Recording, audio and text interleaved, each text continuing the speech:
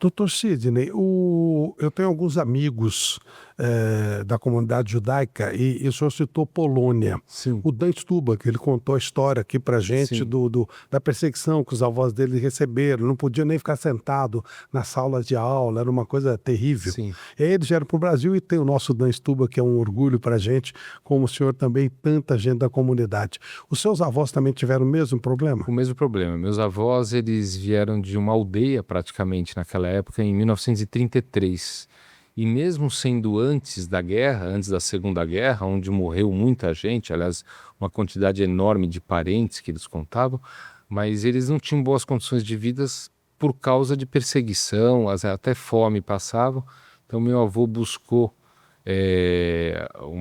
uma vida melhor, veio sozinho para o Brasil e depois de um ano, quando ele já tinha da onde ter o seu sustento, aonde morar, que ele mandou buscar ou ouvir minha avó, né, que é a esposa dele, e o sogro dele. E naquela época, quem migrava da Europa para o Brasil ou para a Argentina ou para os Estados Unidos vinha com um navio que ia para a América. Não se sabia muito para onde ia. E o fato é que pessoas como minha esposa, por exemplo, cuja avó também veio da Polônia, irmãos dela foram parar nos Estados Unidos. Então, Separava as famílias. separava às vezes teve momentos da nossa história, infelizmente, que a época de Getúlio Vargas as fronteiras foram fechadas, às vezes foi durante a guerra. Então, naquela época não se sabia muito bem aonde iria portar. O fato é que eles chegavam em Santos e meu avô já tinha alguns conhecidos que eram da região de Pinheiros e lá ele se instalou, rachavam um terreno para criar cavalos porque vendiam roupa de carroça, de porta em porta, eram as primeiras profissões desse tipo de migração e provavelmente a família do Dan é a mesma coisa, né? Como é que entra a medicina nessa história? Eu acho que sempre fez parte de famílias da comunidade judaica por mais que houvesse dificuldade de um novo país, um novo mundo e você é obrigado a se sustentar, de você investir na educação.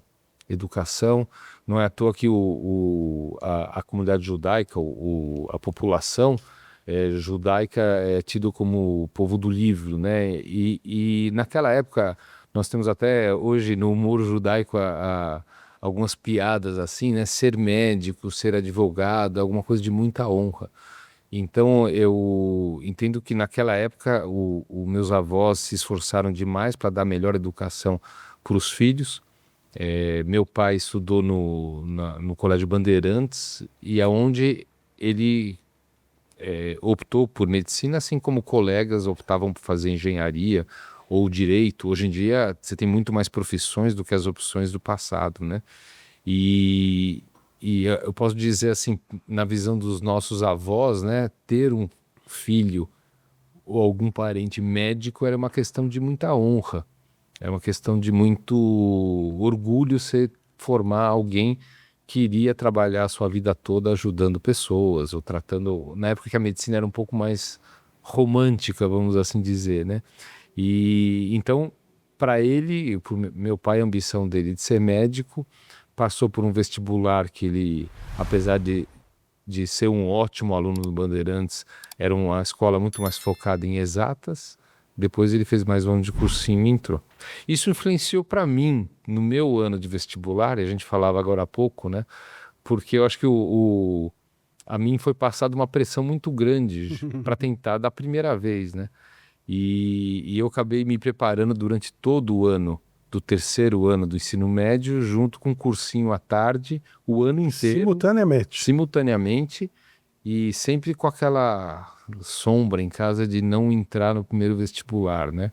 E eu sempre fui muito regrado, então eu não deixava a tarefa do dia por fazer no dia seguinte e estabeleci um programa no ano todo de que eu ia estudar até sábado no fim da tarde, domingo, sábado à noite e domingo livre, para me recuperar para segunda-feira. E deu certo, aí eu entrei na Universidade de São Paulo também, e aí pude fazer a minha formação, minha carreira. O objetivo era entrar. Agora, entrar em primeiro lugar, como é que foi essa reação Olha, quando aconteceu? eu sabia que eu estava bem posicionado pelos simulados do cursinho, Aham. mas para mim foi uma surpresa muito grande também. Naquela época tinha uma concorrência enorme de uma população oriental que se preparava muito bem, né? Verdade. E eu ia às vezes para simulado, eu estudava num cursinho que era em Higienópolis, que era o ângulo na Rua Sergipe, mas a grande matriz deles era na Liberdade. E alguns simulados eu fazia questão de fazer lá na Liberdade para ter alguma comparação como estavam se preparando as Caramba, pessoas. estratégia. A gente tentava pelo menos para ter um autodiagnóstico, né? E eu sabia que eu estava bem. A surpresa da colocação, para mim, foi uma surpresa muito grande também. E não foi por pouco empenho, foi bastante empenho. Mas isso para mim foi uma cerejinha do bolo lá que, na verdade, eu acho que talvez isso tenha contribuído para mostrar que quando você precisa, tem um objetivo muito que você quer, não vai vir de graça. E gramando você consegue. Ralando, estudando, abrindo mão de uma série de coisas. E na vida você abre mão de muita coisa para conquistar outras, não Claro. dá para ter tudo. E eu acho que assim foi minha carreira inteira. Porque também na medicina você não consegue um lugar para o teu objetivo se não for no começo a gente fala que quanto mais pacientes a gente atende, melhor médico a gente fica. Então você precisa ter onde atender. Então dei muito plantão na vida, atendi muito em hospitais públicos, nunca deixei a minha carreira de lado para me dedicar a alguma coisa que não fosse um objetivo para mim. Casei muito cedo, tinha essa necessidade toda. Então, isso é um ensinamento, né? E eu acho que isso contribui para dar para nós para mostrar para nós mesmos que a resiliência, um tombinho que você toma aqui, você levanta e vai, né? E a gente assume desafios, né?